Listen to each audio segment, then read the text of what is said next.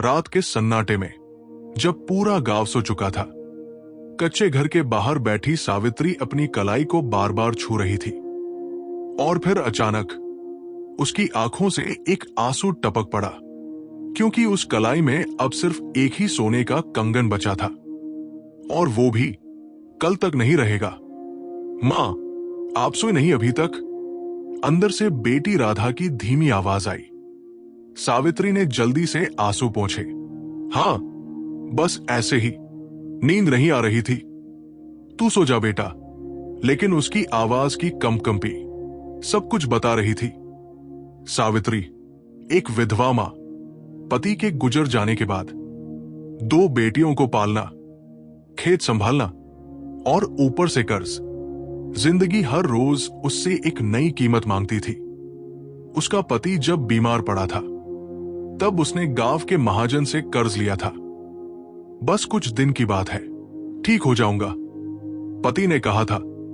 लेकिन वो दिन कभी नहीं आया और पीछे छोड़ गया कर्ज और अधूरी जिम्मेदारियां। अब महाजन हर महीने दरवाजे पर आकर खड़ा हो जाता। सावित्री, ब्याज बढ़ता जा रहा है, कब तक भागेगी? उसकी ठंडी आवाज सावित्री के दिल को चीर देती। और अब नई चिंता, राधा की शादी। गांव में बातें होने लगी थी। लड़की जवान हो गई है, कब तक घर बैठाए रखेगी? बिना दहेज के कौन करेगा शादी? हर शब्द सावित्री के सीने पर पत्थर बनकर गिरता। एक दिन रिश्ता आया। लड़का अच्छा था, परिवार भी ठीक, लेकिन शर्त वही, थोड़ा बहुत तो देना पड़ेगा। समाज में इज्जत का सवाल है। उस रात सावित्री पूरी रात जागती रही। उसने अपना पुराना संदूक खोला, जिसमें उसकी जिंदगी की सारी यादें बंद थी। उसने एक एक चीज निकाली, पुरानी साड़ी, पति की तस्वीर और फिर वो सोने के कंगन। वो कंगन जो उसकी शादी में मिले थे, जो उसके पति ने अपने हाथों से पहनाए थे। सावित्री ने उन्हें सीने से लगाया।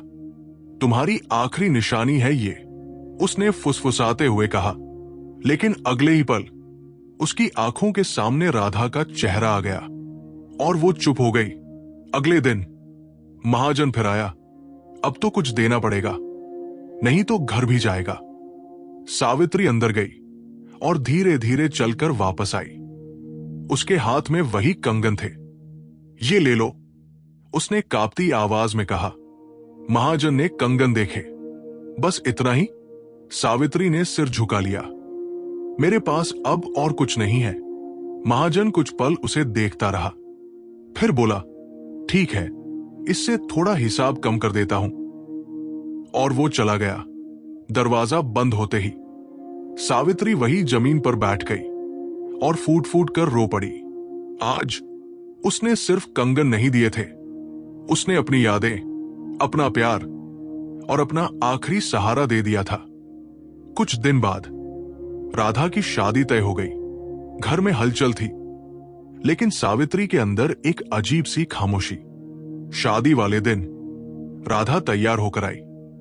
मां, मैं कैसी लग रही हूं? सावित्री ने उसे देखा और मुस्कुरा दी, लेकिन उसकी आंखें फिर से भर आई। बिल्कुल रानी जैसी। राधा ने अचानक मां की कलाई पकड़ ली। मां, आपके कंगन कहाँ है? सावित्री एक पल के लिए चुप रह गई। वो बस रख दिए हैं। लेकिन राधा समझ गई। उसने मां को गले लगा लिया। मां, आपने फिर से सब कुछ दे दिया ना मेरे लिए? सावित्री कुछ नहीं बोली, बस उसकी पीठ थपथपाती रही। उस दिन विदाई के वक्त सावित्री ने एक बार भी आंसू नहीं बहाए, क्योंकि उसके आंसू तो पहले ही खेतों में, कर्ज में और उस कंगन के साथ बह चुके थे। शादी के बाद घर फिर से खाली हो गया। सावित्री उसी चौखट पर बैठी थी जहां से उसने अपनी बेटी को विदा किया था।